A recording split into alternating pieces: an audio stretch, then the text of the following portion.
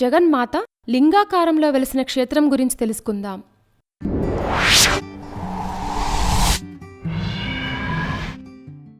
బెంగళూరుకు పశ్చిమంగా 350 కిలోమీటర్ల విస్తీర్ణంలో అలరారే నగరం మంగుళూరు.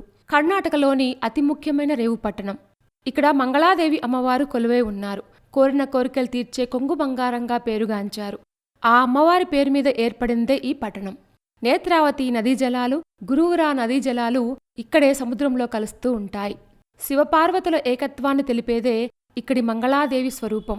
మంగళాదేవి ఎక్కడ ఉంటే అక్కడ అమంగళం తొలగిపోతుంది అంటారు. అమ్మవారు ఇక్కడ అపూర్వమైన శక్తి స్వరూపిణిగా కొలువై ఉన్నారు. ఎక్కడా లేని విధంగా జగన్మాత లింగాకారంలో వెలిశారు. ఇక్కడ అమ్మవారికి రక్షణగా నాగదేవతను కూడా ప్రతిష్ఠించారు. ఈ ఆలయంలో వినాయకుడు వెండి కవచంతో అందంగా దర్శనమిస్తారు. వినాయకుని యొక్క గర్భాలయ ద్వారం, తలుపులు, దర్వాజాలు కూడా వెండి వెలుగులతో మెరుస్తూ ఉంటాయి. మహావిష్ణువు అవతారం, మహాతపస్సాలి పరశురాముడు ప్రతిష్ఠించిన తల్లే మంగళాదేవి. ఇక్కడి ఆలయ శిల్ప సంపద కన్నులు తిప్పుకోనివ్వనంత అద్భుతంగా ఉంటుంది. రథోత్సవం ఈ ఆలయంలో జరిగే ప్రధాన వేడుక. అమ్మవారి గర్భాలయం కూడా పూర్తిగా వెండి వెలుగులతో నిండి ఉంటుంది. నిత్యమంగళకారునిగా దర్శనమిచ్చే అమ్మవారు పెద్ద కళ్లతో చల్లని చూపులను కురిపిస్తూ నయనానందకరంగా ఉంటారు. ఈ ఆలయం కర్ణాటకలో ఉన్నప్పటికీ కూడా కేరళ యొక్క ఆలయ శైలితో ఉంటుంది.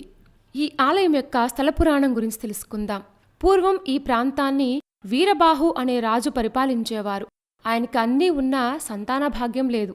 దాంతో తన గురువైన భరద్వాజుని సలహా మేరకు తన రాజ్యాన్ని బంగారురాజుకు అప్పగించి తాను వానప్రస్థానికి వెళ్తారు. బంగారురాజుకి మంగళాదేవి కల్లో కనిపించి తాను నేత్రావతి, ఫల్గుణీ నదుల సంగమంలో ఉన్నానని తనకొక ఆలయం నిర్మించమని చెప్తుంది. అమ్మవారు తన కల్లో కనిపించి చెప్పిన ఆనవాళ్ల ప్రకారం వెతుక్కుంటూ వెళ్లిన బంగారురాజుకి అమ్మవారి విగ్రహం కనిపించటంతో అక్కడే అమ్మకు ఒక ఆలయాన్ని నిర్మించారు. అతని కోరిక మేరకు అమ్మవారు వీరబాహుకు సంతానాన్ని ప్రసాదించారు. అనంతర కాలంలో కుందవర్మ అనే రాజు, మత్స్యేంద్రనాథుడు, గోరఖ్నాథుడు అనే గురువుల ఆశీస్సులతో ఈ ఆలయాన్ని పునర్నిర్మించారు. మంగుళూరు చాలా పురాతన మరియు పౌరాణిక ప్రాశస్త్యం కలిగిన పట్టణం. రామాయణ కాలంలో శ్రీరాముడు ఈ నగరాన్ని ఏలినట్లు పౌరాణిక ఆధారాలున్నాయి.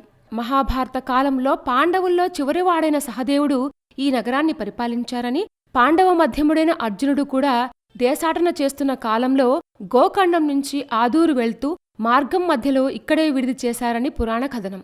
శక్తి స్వరూపిణి అయిన అమ్మవారికి దేవీ నవరాత్రులప్పుడు అంగరంగ వైభవంగా పూజలు జరుగుతాయి. విజయదశమి రోజున విశేష పూజలు, రథోత్సవం కూడా జరుగుతాయి.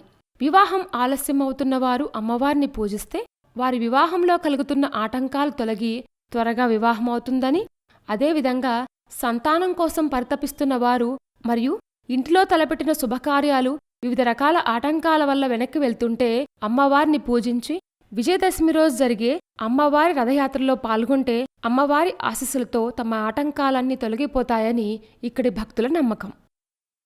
నిత్యమంగళకారిణిగా దర్శనమిచ్చే మంగళాదేవి ఆలయం చాలా ఇంట్రెస్టింగ్గా ఉంది కదూ.